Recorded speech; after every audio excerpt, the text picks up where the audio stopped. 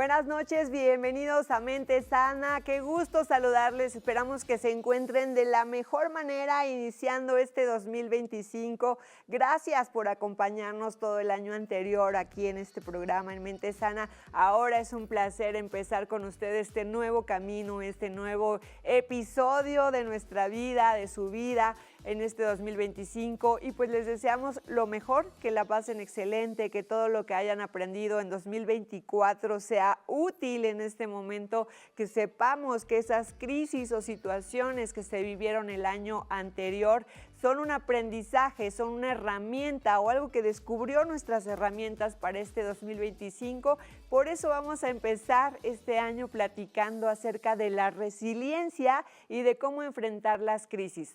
Como usted ya sabe, primero vamos a ir a ver la cápsula que preparó nuestra producción y regresamos con nuestro invitado. La resiliencia es la capacidad de enfrentarse a la adversidad, superarla y salir fortalecido de ella. Afrontar una crisis o situación difícil no es algo sencillo, pero la resiliencia nos permite adaptarnos y seguir adelante, incluso cuando las circunstancias parecen insostenibles. Para cultivarla es esencial aceptar la realidad tal y como es, reconociendo que la adversidad es parte de la vida. Aceptar esta situación nos permite dejar de gastar energía en la negación y centrarnos en lo que sí podemos cambiar o controlar. Mantener una actitud positiva, optimista y al mismo tiempo realista es fundamental. Esto no significa ignorar el dolor o la frustración, sino más bien mantener la esperanza de que las dificultades se pueden superar. Las personas resilientes son capaces de ver la crisis como oportunidades para aprender y crecer, en lugar de enfocarse solo en lo negativo. El apoyo social juega un papel fundamental en la resiliencia. Rodearse de amigos, familiares o profesionales que nos ofrezcan comprensión, apoyo emocional y consejos prácticos ayuda a fomentar mejor las adversidades. La resiliencia no significa enfrentar la dificultad en solitario, sino ser consciente de la importancia de contar con una red de apoyo. Técnicas como la meditación, el ejercicio físico, la escritura terapéutica o la consulta con un terapeuta pueden ser herramientas poderosas para manejar el estrés y las emociones difíciles. Identificar qué recursos nos ayudan a sentirnos mejor es fundamental para mantener el equilibrio emocional. La flexibilidad mental es otra característica importante. Las crisis no siempre se desarrollan como las planeamos, y la capacidad de adaptarse a los cambios y ajustar nuestros planes es esencial. Las personas resilientes son capaces de cambiar de dirección sin perder la esperanza ni la motivación. Cuidar de la salud mental y física es otro pilar de la resiliencia. El estrés y la ansiedad pueden afectar tanto al cuerpo como a la mente, por lo que mantener una rutina saludable, dormir lo suficiente y practicar actividades que reduzcan el estrés contribuye a una mejor capacidad de adaptación. Finalmente, encontrar un propósito o un significado en medio de la adversidad puede ser una fuente de motivación y fuerza. Ya sea por nuestros seres queridos, nuestras pasiones o nuestras creencias, tener un sentido claro de por qué seguir adelante nos ayuda a no rendirnos. En resumen, la resiliencia no solo es una capacidad de resistir la adversidad, sino también la habilidad de aprender de ella, crecer y seguir adelante. Es un proceso que requiere tiempo, paciencia y esfuerzo, pero con el apoyo adecuado, la autocomprensión y las estrategias correctas, es posible superar la crisis y salir más fuerte.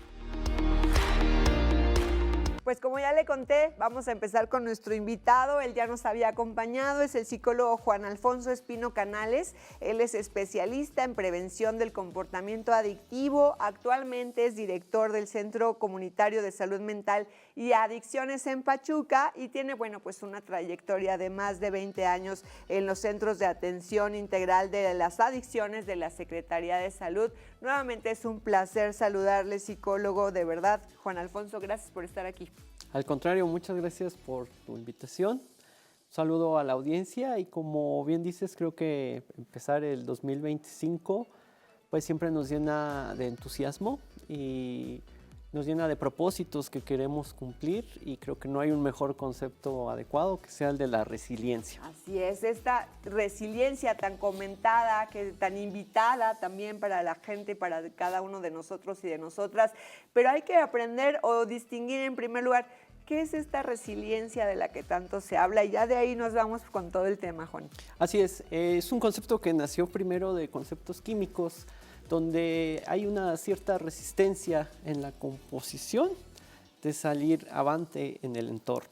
Si lo resumimos en cuestiones psicológicas, es la capacidad que logramos desarrollar para salir avantes de situaciones, principalmente de crisis en todos los ámbitos, crisis financieras, crisis de salud, crisis mentales y muchos factores que a veces no podemos controlar, el que esas experiencias se conviertan en un factor de crecimiento y en un factor de desarrollo. O sea, esta resiliencia nos permite salir inclusive fortalecidos o fortalecidas de diversas circunstancias que en el momento que estás viviendo la crisis no lo ves así.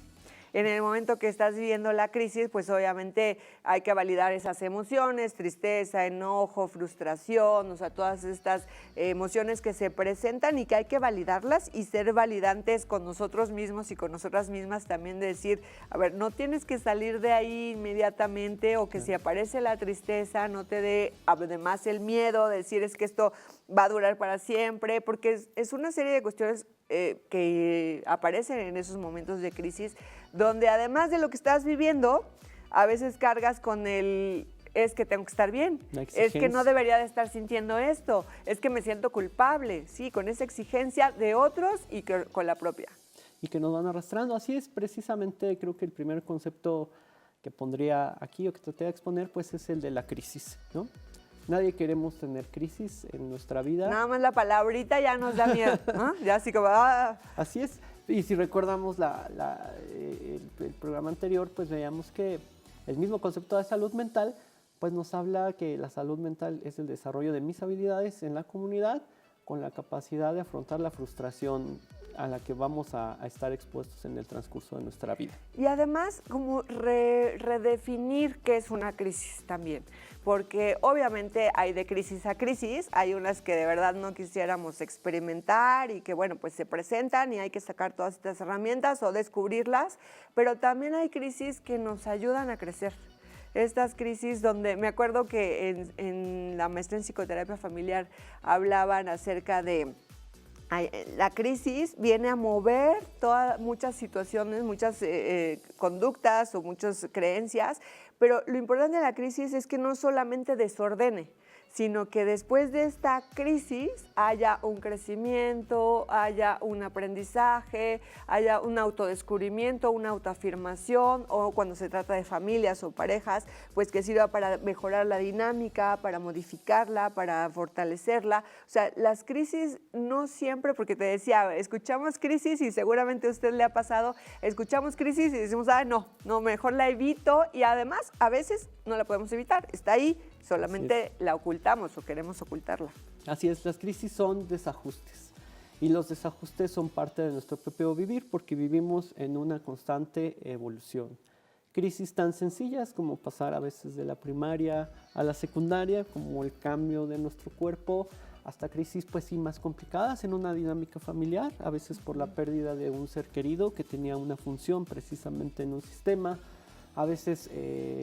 un cambio, una pérdida de empleo. Una pérdida de empleo, exactamente. La presencia de una enfermedad. La presencia de una enfermedad.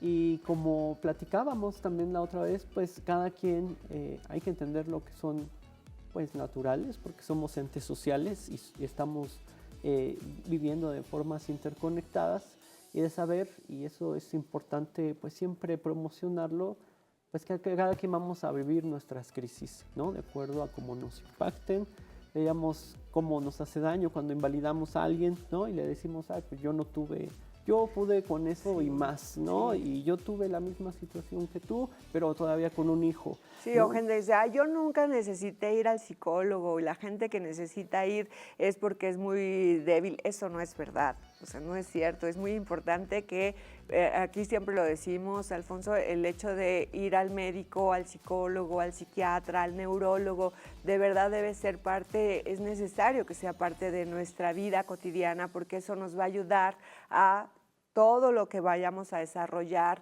a este autocuidado que es tan indispensable. Así es.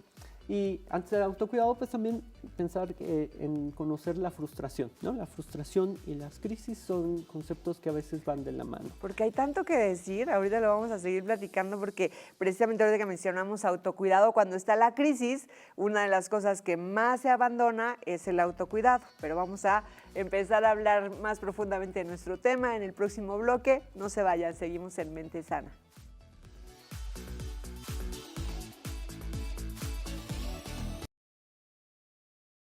Estamos de vuelta con ustedes y bueno, le quiero recordar que puede ver los episodios de Mente Sana en el canal de YouTube de Radio y Televisión de Hidalgo. También recuerde que estamos los jueves a las 8 de la noche y que tenemos retransmisiones. Usted puede ver el programa nuevamente los domingos a las 3:30 y los miércoles a las 12:30. Así que tiene muchas opciones, diferentes opciones para que pueda acompañarnos, para que no se pierda nuestros episodios y por supuesto que nos dará mucho gusto escuchar sus comentarios, leer sus comentarios en redes sociales. Ustedes me pueden ver en Instagram, en Lorena Patchen _, ahí es donde pueden hacer sus comentarios y también pues en las redes sociales de Radio y Televisión de Hidalgo. Seguimos platicando acerca de la resiliencia y de cómo enfrentar las crisis, qué podemos hacer ante las crisis, cómo podemos ser validantes, cómo podemos saber si somos resilientes, aprender a hacerlo más, porque además nos conviene, Alfonso, aprender a ser resilientes. Así es, como bien y lo mencionaste muy acertadamente en la transmisión anterior, pues todo se basa en el autocuidado, ¿no? A veces una cosa lleva a la otra, el autocuidado fomenta precisamente el poder salir avante de las crisis, ¿no? Sí, pero cuando estás mal, cuando emocionalmente no estás sintiéndote alegre o cuando estás triste, cuando tienes estas emociones, frustración, miedo, enojo, cuando estás muy, muy triste, de verdad que les decíamos en el bloque anterior, una de las cosas que más se abandona es el autocuidado, porque además no lo haces conscientemente en la mayoría de los casos, o sea, sino que realmente no tienes hambre, no tienes sueño o solo quieres dormir, no tienes, inclusive en ocasiones, no tienes ganas ni siquiera de asearte, de bañarte, de salir, de hablar con gente, y es ahí donde, ¿qué necesitamos hacer? Para que aunque no tengas esta energía en tu cuerpo, porque ya ni siquiera vamos a hablar de ganas, ¿no? De que la gente dice, échale ganas, pues eso no sirve cuando estás así, pero aunque sean comentarios bien intencionados, pero si no tienes esta energía, ¿qué puedes hacer para que a pesar de que esta energía vital no esté, tú puedas seguir, que no abandones el autocuidado? Sí, hay un factor interno que es como muy importante. Y yo creo que diría siempre confiar en nuestra intuición. De hecho, es una parte del autocuidado importante, confiar en nosotros mismos. Nuestro cerebro tiene un mecanismo en el sistema de recompensa, que es algo que nunca nos va a dejar y que nunca nos va a abandonar. Si escuchamos historias de nuestros abuelos, por ejemplo, decían, yo llegué aquí con 20 pesos y 7 hijos y no sé cómo le hice, pero salí adelante. Y muchas personas cuando escuchamos cómo salen de las crisis dicen, no sé cómo lo hice, pero lo logré. Ese es nuestro cerebro, tenemos una parte, un botón de emergencia que se activa y que puede modificar partes de nuestros cuerpos para afrontar situaciones tanto físicas como emocionales. Y saber que dentro de nosotros está la capacidad de lograrlo. Y yo creo que eso es es de lo más importante. Uno es entender que las crisis están ligadas a nuestra existencia, ¿no? Porque a veces decimos, no sé qué hice para que me esté yendo como me va. Pues sí, a veces empiezas a entrar en otro tipo de ideas, ¿no? O creencias de es que no soy una buena o entra mucho, a lo mejor también para algunas personas, no el decir soy una mala persona y por eso me pasa, sino al revés, ¿no? Decir soy una buena persona, ¿por qué me pasa determinada situación? Así es, exactamente. Y creo que primero saber que las crisis van a estar ligadas a nuestra existencia, pues nos quita un poquito de peso y nos ayuda principalmente a verlo. Es como manejar, siempre lo comparo así con las personas que llego a trabajar, como un camino de terracería, ¿no? Antes de pensar, bueno, ¿por qué está tan fea la carretera? ¿Por qué me vine por aquí? ¿Cómo es que llegué aquí? Mejor te pones el cinturón de seguridad y te concentras sabiendo que no hay un camino de terracería que dure para siempre. Las crisis también son así. Son situaciones que vamos a llegar, que al igual que las situaciones satisfactorias, pues nos van a dejar una experiencia. Maslow, que es el de la pirámide de Maslow, que nos habla de cómo crecemos como seres humanos, pues habla de dos experiencias drásticas que nos hacen crecer. Les llama las experiencias cumbre, que son esas muy satisfactorias cuando hicimos algo y nos fue bien.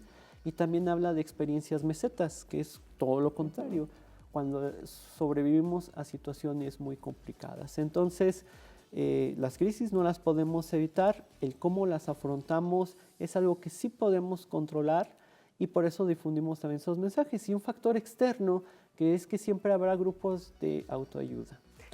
Perdón, te quiero interrumpir ahí un poco porque lo que decías me parece que es importante resaltarlo, ¿no? De estas experiencias de las que hablaba Maslow, de precisamente esas experiencias cumbre son las que nos ayudan y nos fortalecen y nos dan herramientas cuando estamos viviendo experiencias meseta.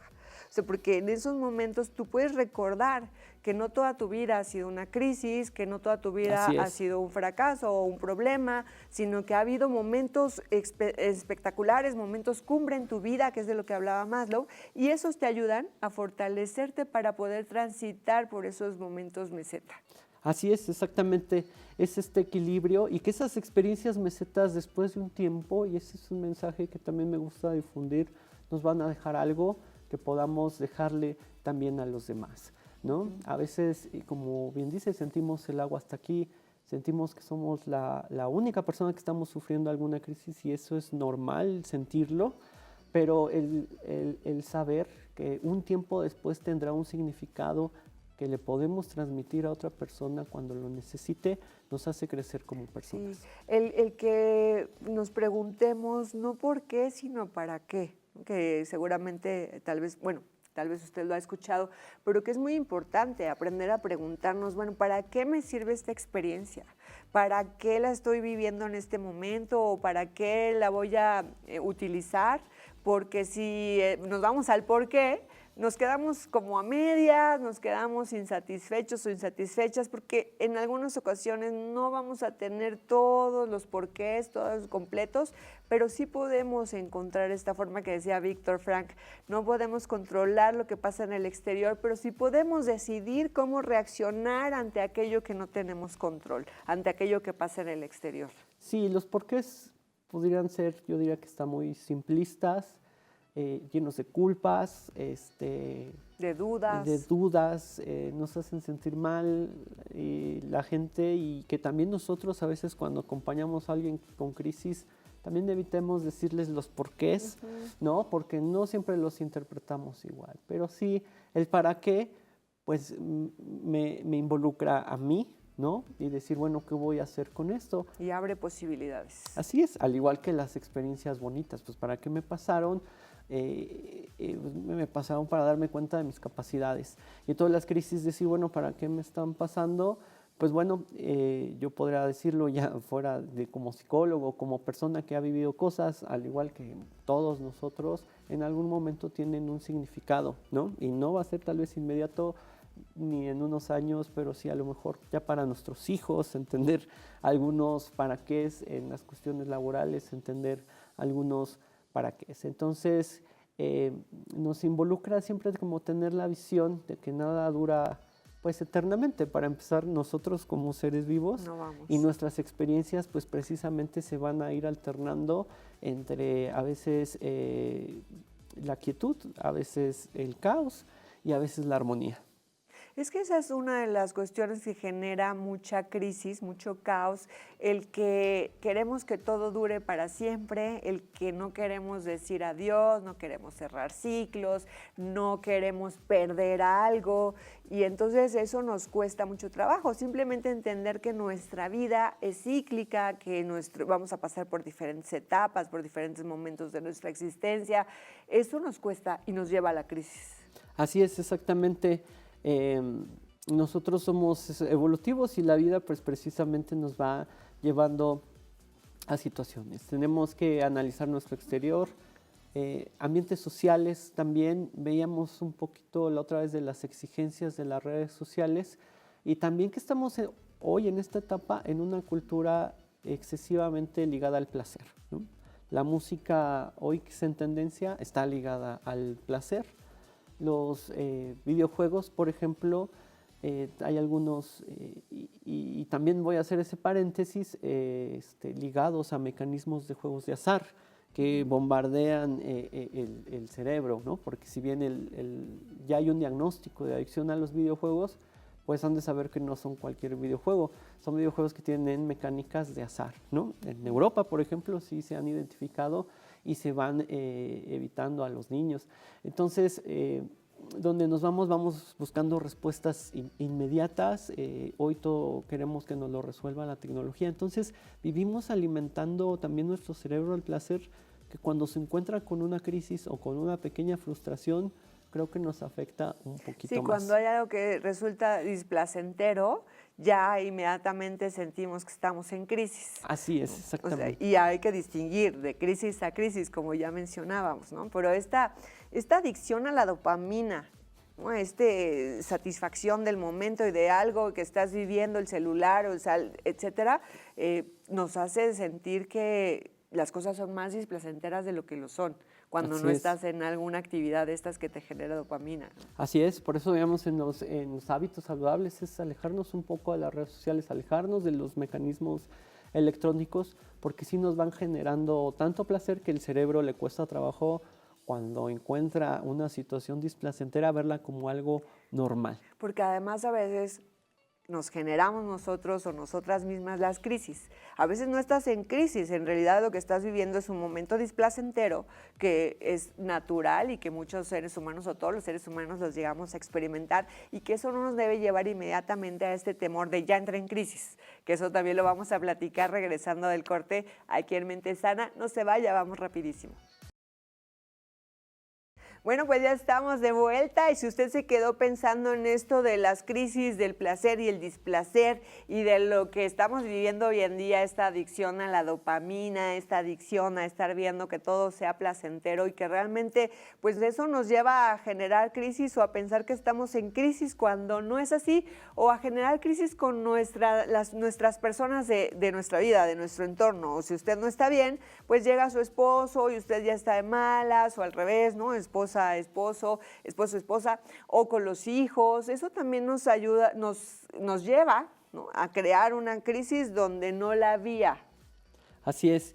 Hay un psicoanalista de apellido Ángeles de los años 60, donde también hablaba un poquito de eso, en cómo la sociedad, y él estaba como en contra de esta difusión social que hoy por las redes sociales, que en aquel tiempo no había internet, pues se hiciera de los conceptos pues psicológicos, ¿no? Y más como psicoanalista, porque a veces coqueteamos con términos que exageramos, ¿no? Y como bien dice, a veces decimos, yo estoy en crisis y tal vez no sea una crisis, ya estoy en depresión y no estoy en depresión. Y hoy vemos, y es alarmante verlo, cuántas veces se usa, por ejemplo, la palabra suicidio, ¿no?, a manera de chistes en las redes sociales, y más las que consumen los jovencitos, como YouTube, como TikTok, ¿no? Entonces, a veces precisamente entramos en crisis porque es una cuestión que debe ser displacentera o una dificultad, y la convertimos en crisis porque es un concepto que se va como popularizando, pero que pareciera que le vamos subrayando, ¿no? Y nos va afectando a nosotros y a nuestro entorno, ¿no? Por eso creo que lo mejor, y lo vimos la otra vez, y siempre esta difusión que haces y que aprovechamos este espacio, es la higiene mental. Y la higiene mental siempre debe ir acompañada por un profesional de la salud. Y un profesional de la salud, para mí, para cada uno de nosotros, no podemos homologarlo. Lo que sí podemos es transmitir este concepto, bueno, que es la resiliencia. Pero cada crisis, así como hemos visto que va a depender de mi entorno y de mi contexto, pues también mi forma de afrontarlo va a depender de mi entorno y de mi contexto. Es muy fácil para muchas personas que no son profesionales, que vemos invadidas las redes sociales de ellos y que tienen múltiples seguidores, que les da soluciones sencillas. Entonces creo que el ser humano no es sencillo, es complejo y es único, y cada precisamente proceso que vamos llevando es único. Por eso somos enemigos, creo, de estar homologando soluciones y de decirle a las personas... Cuando hablamos de personas no podemos hablar de generalidades, no deberíamos hablar de generalidades, porque cada persona, cada historia es distinta, tienen su historia de vida, sus características personales, y entonces es importante esto, mencionarlo y recalcarlo. No hay que generalizar. No es porque a fulanito le funcionó, a ti también te tiene que funcionar esto, o tienes que seguir la receta de cocina, porque eso no es así cuando hablamos de salud mental, cuando hablamos de personas, no hay que generalizar y hay que también generar un profundo respeto por las experiencias de cada persona y por las propias. Decías ahorita de los jóvenes, de los niños, pero también los adultos y las adultas, trabajar nuestra tolerancia a la frustración. Esto también es muy importante para que cuando estás viviendo una crisis estés más abierto a las posibilidades, enfocado más a las soluciones que al problema. Porque sí, lo decimos, inclusive hay una terapia centrada en soluciones que habla de si tú te enfocas en el problema, entonces todo se va a ver mucho más difícil. Pero si te enfocas aceptando el problema en las soluciones, esto te va a abrir una gama de posibilidades mucho más amplia y también va a ayudarte a que puedas tolerar mejor las emociones que estás experimentando en esos momentos. Así es. Hay dichos populares que van acompañando precisamente a veces ya esta complejidad científica en la psicología, ¿no? Pero es que nada dura para siempre, creo que lo comenté hace poquito y es cierto. Entonces, ni lo malo ni lo bueno. Ni lo bueno ni lo malo va a durar para siempre. Pero bueno, nos tienen que dejar algo y también de ahí viene el eje mental, porque a veces sobrevivimos, ¿no?, a una situación. Decía un escritor que admiraba mucho a unas personas por su fortaleza, porque decía, eran como barcos, ¿no? Dice, ellos son como barcos que estaban preparados para afrontar cosas. Y yo era una barca delgada que se perdió en la marea y por múltiples circunstancias llegué al otro lado, ¿no? Y precisamente a veces él se refiere a que sobrevivió a cosas y no que las afrontó, ¿no? Entonces también a veces superar las crisis, pero no resolverlas, no hacer esta higiene mental de decir, sabes que ya me siento mejor por la pérdida del familiar, por acompañar la enfermedad de este otro familiar, por esta crisis que tuve en la familia, sí hacer esta higiene para saber también cómo la procesamos, porque si la procesamos de una manera que nos hace daño a nosotros, también puede empezar a hacer daño a los demás. Así es, que aprendamos también a elaborarlas, ¿no? Y por eso es importante tener el acompañamiento de un especialista, de alguien que verdaderamente le pueda dar las herramientas o hacer que usted descubra las herramientas para poder salir adelante, porque es muy diferente, como tú lo dices, sobrevivirlo a elaborarlo. O sea, cuando estás viviendo una situación de crisis, y esto es importante mencionarlo y aceptarlo, en esos momentos tendemos a sobrevivir. Tendemos a, bueno, ahí medio comes, medio duermes, o lo que ya decíamos al principio, o duermes demasiado, etcétera. Pero, o sea, el tema es que pienses, porque a mucha gente le llega como esta nube gris, ¿no? Y esta crisis de emociones también, porque siempre me voy a sentir así. Así como estoy ahorita en esta crisis, voy a estar permanentemente, y eso da mucho miedo, Alfonso. Claro. Eso asusta mucho y es válido, hay que validar estas emociones, pero también saber que no siempre, que la crisis no va a durar para siempre y que lo que estás viviendo hoy, lo que estás sintiendo hoy, no es algo que vas a sentir siempre si lo trabajas. Si no solamente, a veces es válido que lo sobrevivas unos días, pero después hay que elaborarlo. Así es, porque si no podríamos replicarlo mal, ¿no? Como una mala experiencia amorosa, por ejemplo. Luego la replicamos, si la sobrevivimos, si no la elaboramos, no la vemos como un aprendizaje, empezamos a ver esa misma relación en todos lados, ¿no? Vas a la siguiente relación y pasa lo mismo, es muy similar. Y le pasas factura a otra persona, ¿no? Y dices, no, es que ahora sí nadie me lo va a hacer. Y luego te lo atribuyes todo a ti, como si tú fueras el que está mal o la que está mal. Sí, le lo pasas a tus hijos y les dices, no se enamoren porque no deberían de estas situaciones, y nos convertimos en una gente pues, que empieza a privar precisamente alrededor. Y al contrario, creo que también el afrontar una crisis nos tiene que generar un compromiso. Hablaba, y eso es muy importante que lo sepan, nadie en ninguna crisis estamos solos.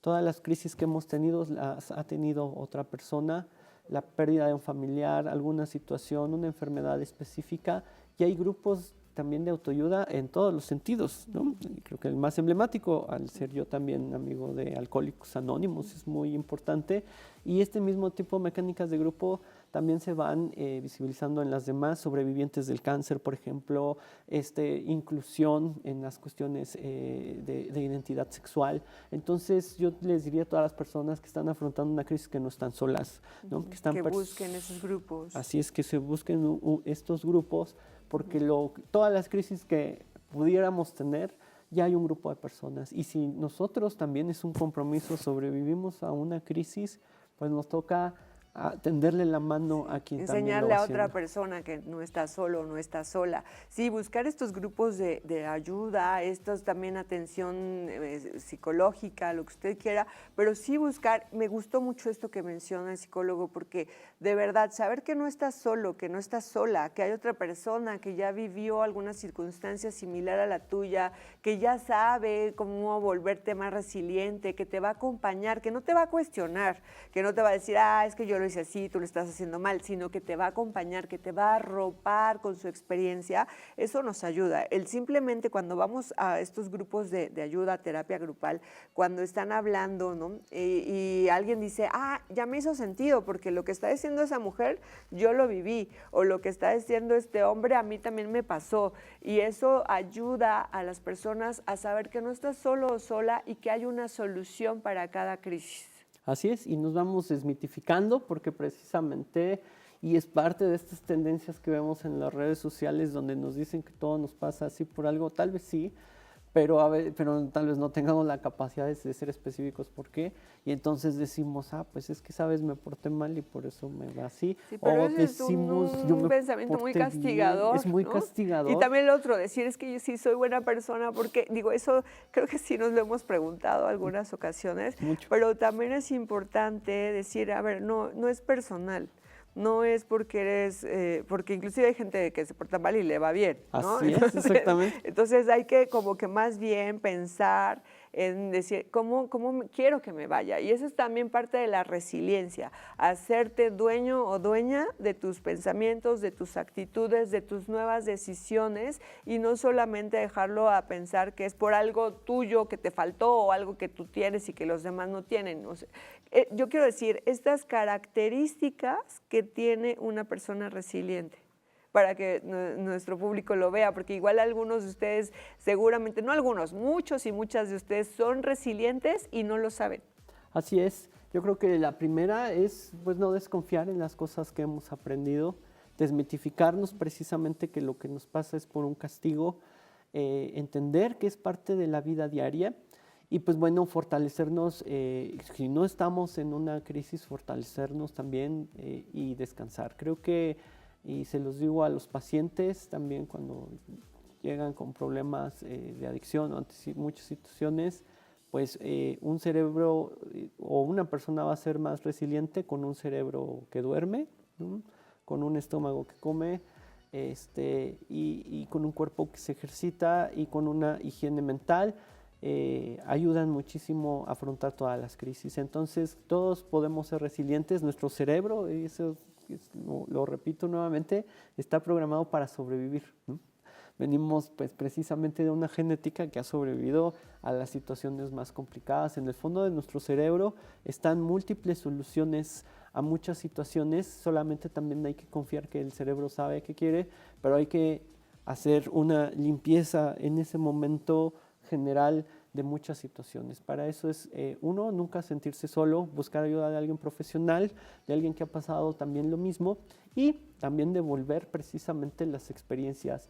Al igual que lo comentaba, es como un camino de terracería que de repente se aparece y no perder, bueno, hacia dónde vamos. Saber, me encantó que dijiste, saber que no ese terreno, esa terracería, ese terreno de terracería que dijiste, no va a ser permanente, no va a ser todo el resto del camino. Vamos a ir a un corte, regresamos aquí en Mente Sana. Se nos pasa rapidísimo el tiempo compartiendo con ustedes, de verdad que siempre es un gusto. Ya estamos en nuestro último bloque, así que vamos a cerrar como conclusiones para que nuestro público se quede con esta reflexión, este pensamiento de, bueno, a ver qué me falta, cómo sé si soy resiliente, no, cómo lo aprendo. Ya dijimos algunas características de ser resilientes, pero ¿cómo aprendemos a ser resilientes? ¿Qué nos favorece esa resiliencia? Así es, yo creo que primeramente identificar nuestras capacidades, tener y hacer este ejercicio si no estamos hoy en una crisis, de cuántas situaciones he vivido, de qué capacidades tengo y de cuáles tal vez sean mis debilidades para también cuidarnos de ellas, ¿no? como bien mencionabas, me acuerdo en la última transmisión que a veces los malos hábitos generan en una situación, nos hacen más daño, ¿no? Y que un buen hábito pues nos puede ayudar a solventar situaciones. Entonces, siempre fomentar los buenos hábitos en cuanto a las emociones. ¿Cómo puedo saber si soy resiliente? Bueno, pues lo sabré precisamente en la medida que me encuentre, pero nunca desconfiar de las capacidades que hemos ido aprendiendo, queramos o no, en la etapa de nuestra vida en la que nos hemos encontrado, hemos llegado pues por múltiples circunstancias. Hay una canción de Rodrigo González que dice así, que he corrido con algo de suerte, ¿no? En este mundo maquillado por la muerte, ¿no? Entonces cada día, pues tal vez suene poético, pero sí es un regalo, ¿no? No tenemos nada asegurado cada día que salimos o que estamos haciendo las cosas. Ya es un logro por el que nos tenemos que sentir bien. Hemos logrado cosas precisamente también con nosotros mismos y generar, yo creo que lo más importante son los buenos hábitos, lo veíamos la otra vez, los buenos hábitos son los que se van constituyendo poco a poco con el tiempo y nos van a ayudar a solventar que son crisis. muy protectores, ¿no? Que nos van a ayudar para que si yo tenemos buenos hábitos, en el momento que se presente una crisis, pues vas a tener más herramientas para salir adelante, vas a tener más elementos para poder salir adelante de lo que tengas que enfrentar y de lo que tengas que trabajar. También sabes que pienso en el cariño, en el buen amor. La resiliencia, me acuerdo que alguna vez leí que nos hace resilientes el tener la confianza o el cariño de una persona, aunque tengas una nada más. Así es. La doctora que mencionaba la vez anterior, que daba los buenos hábitos saludables, el último que decía era tener fuertes razones para vivir. Y aunque tengamos una sola razón para vivir, que tiene que ver con el cariño de una persona, no nada más física, porque también puede ser la memoria de una persona que tal vez ya no esté con nosotros. Alguien que alguna vez te amó. Así es, el tener una razón para vivir precisamente nos va a ayudar a llegar a ese camino, ¿no? Entonces, si yo llego a un camino de terracería, pero sé a dónde quiero llegar, o por lo menos qué quiero ver, pues sabré que es una etapa. Así es. Y muy importante, o sea, lo que podemos dejar en los niños y las niñas, el decirles, tú eres valioso, tú puedes, tú tienes mi cariño, mi aceptación, porque aunque un día no estemos con ellos o con ellas, eso va a quedar en su memoria y cuando enfrenten una crisis, porque desafortunadamente, aunque quisiéramos que nunca las vivieran, algunas van a presentarse, cuando enfrenten esas situaciones y tengan este recuerdo de haber tenido un padre o una madre que te amó, o un tío o alguien que te amó, que te amó cuando eras pequeño, pequeña, eso te va a ayudar. Eso nos hace resilientes, el saber que yo puedo, que soy importante, que fui importante en la vida de otra persona, eso nos ayuda. Así que podemos arropar a nuestros hijos y a nuestras hijas dándoles este amor, porque en algún momento no vamos a estar y será importante que ellos vayan por su vida, sigan su camino, arropados del amor que les tenemos. Así es, cuando hablo con papás que precisamente ligados siempre a la adicción, hay papás que quieren ser muy controladores. Y siempre que hablamos del control, pues les digo que cuando uno es controlador es porque ha sufrido mucho, ¿no? Entonces, no quieres evitar todo lo que pueda pasar. No queremos que otra persona sufra y quisiéramos controlarles la vida. Y generalmente me dicen, es que yo le quiero dar lo que yo no tuve, ¿no? Entonces también dan como puro positivo y material, etcétera.